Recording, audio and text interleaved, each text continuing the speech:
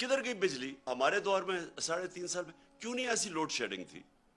तो क्या हुआ कि एकदम लोड शेडिंग भी शुरू हो गई है। और लोड शेडिंग भी शहरों के अंदर जो, और कराची में जिस गर्मी के अंदर लोड शेडिंग है, क्या आपकी कोई तैयारी नहीं थी? क्या हुआ? बिजली तो है यहाँ मुल्क में। अब ये बिजली घर के ऊपर जो इन्हीं ने, ये नून लीग ने कॉन्ट्रैक्ट किए हुए थे, जो बिजली घर बनाए हैं, 5 बल्कि इनके दौर में बने। अब वहां बिजली भी नहीं बन रही, पैसे भी हम दे रहे हैं, जिसको कैपेसिटी पेमेंट्स कहते हैं। ये कौम अपने टैक्स के पैसे से उनको कैपेसिटी में पेमेंट्स के पैसे दे रही है, लेकिन वो बिजली नहीं बना रहे क्योंकि इन्होंने इंपोर्टेड फ्यूल के ऊपर बनाए थे, एलएनजी के ऊपर और कोयले के ऊपर। साहिवाल जैसी जगह पे इन्होंने कोयले के ऊपर एक प्लांट बनाया है पावर जनरेशन का।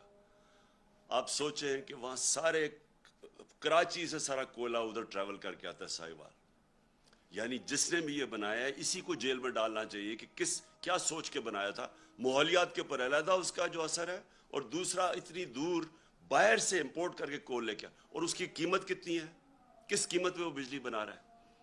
तो आज इनके पास ना कोयले के लिए पैसे हैं, ना एलएनजी के लिए पैसे हैं। नतीजा ये है कि अब ये प्लांट चल नहीं रहे, जिसकी वजह से लोड शेडिंग है।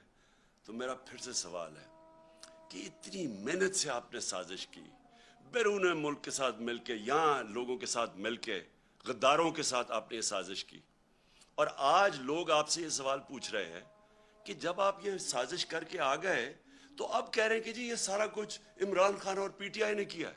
अगर हमने ये किया तो हमें रहने देना चाहिए था। आज हम जिम्मेदारी लेते हैं इस चीज की। हम भी आईएमएफ के प्रोग्राम में थे, 3.5 साल हम आईएमएफ के प्रोग्राम में थे। क्या हमें नहीं वो आईएमएफ कह रही थी कि ये कीमत बढ़ाओ, या तेल की कीमत इतनी करो, या बिजली की कीमत इतनी करो, या डीजल की? तो हम तो प्रेशर भी ले रहे थे। और उस दौर, ये जरा मैं अपनी कौम को कहना, जिस वक्त प्रेशर था कीमतों का, और याद रखे आईएमएफ का भी प्रोग्राम था, कोरोना भी हुआ, जो सारी दुनिया में तबाही मचाई कोरोना ने। और उस दौर में जो इंटरनेशनल जो कमोडिटी सुपर साइकिल, यानी जो एनर्जी की कीमतें ऊपर जाई सारी दुनिया में, वो भी ऊपर गई। उसके बावजूद हमने सबसे सस्ता मुल्क था पाकिस्तान। आज अगर आप कीमतें देखें, जिस कीमत पे हम डीजल बेच रहे थे, पेट्रोल बेच रहे थे, बिजली हालांकि कॉन्ट्रैक्ट इन्होंने साइन किया, फिर भी हमने कीमतें रोकी हुई थी। हमने सब्सिडाइज किया हुआ था। हमने पेट काट के डीजल और पेट्रोल को और बिजली कीमत नहीं बढ़ने दी। आईएमएफ प्रेशर बर्दाश्त किया, क्योंकि हमें पता था कि लोगों के हालात क्या है।